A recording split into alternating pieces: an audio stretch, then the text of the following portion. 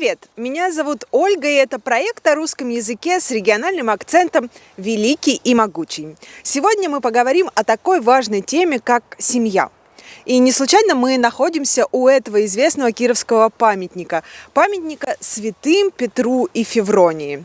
Петр – это князь, а Феврония – простая девушка. Она спасла его от проказы, а он женился на ней.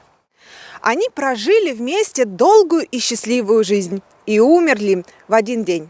День их смерти, 8 июля, считается праздником семьи, любви и верности. Этот памятник находится в центре города Кирова, в историческом центре и в излюбленном месте молодоженов – в Александровском саду. Скульптура излучает доброту, искренность, благочестие и душевное спокойствие и призвана наделить этим все семейные пары. В день установки этот памятник был освящен.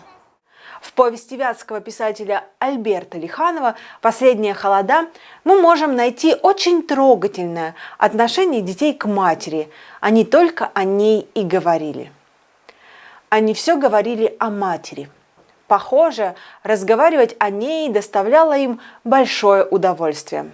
При этом получалось так, что говорить о своей маме они принимались с полуслова, будто отвлекались на минутку от давнего разговора. Потом спохватывались, что отвлекались, и говорили снова о самом важном.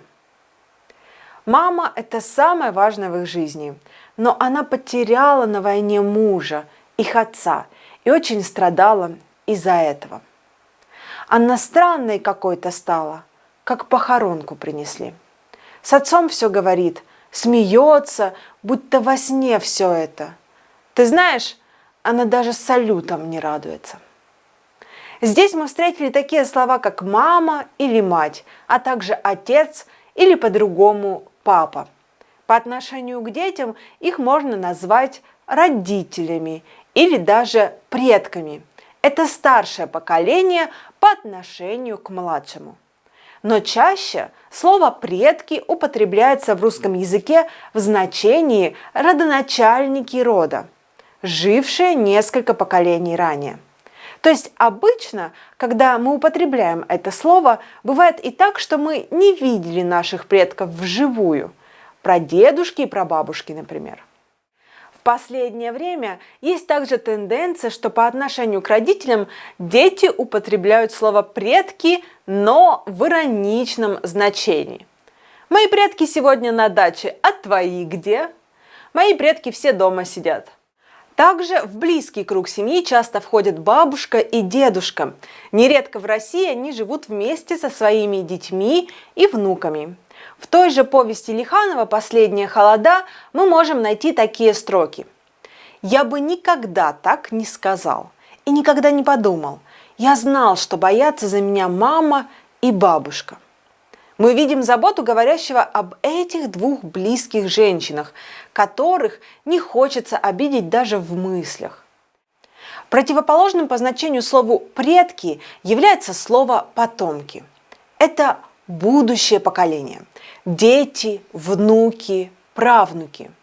В том же произведении Лиханова мы встречаем следующие строки. «Как объяснить вам, взрослые, что хрупкое легко надломить? Надлома, трещины не заметишь, а душа пойдет вкось. Глянь, хороший ребенок вдруг становится дурным взрослым, которому ни товарищество, ни любовь, ни даже святая материнская любовь не дороги, не любы. Хрупкая, ломкая эта вещь – душа детская. Ох, как беречь надо бы ее! Ох, как беречь!» Какие хорошие слова! Здесь мы видим слово «ребенок», которое во множественном числе превращается в «дети». И прилагательное «детский», образованное от последнего. А теперь домашнее задание. Расскажите нам о своих родственниках. Кто были ваши предки? Есть ли у вас потомки? Пожалуйста, публикуйте свои работы в любом формате. Текст, видео, аудио, но обязательно с хэштегами «Великий и могучий РФ», «Великий и могучий Вятка», «High and Mighty». За каждую работу мы высылаем в подарок пазл в онлайн-формате и сообщения с пояснениями по работе. При выполнении минимум 10 домашних заданий по нашим урокам вы получаете диплом участника проекта «Великий и могучий». Ну что ж, встретимся на следующем уроке.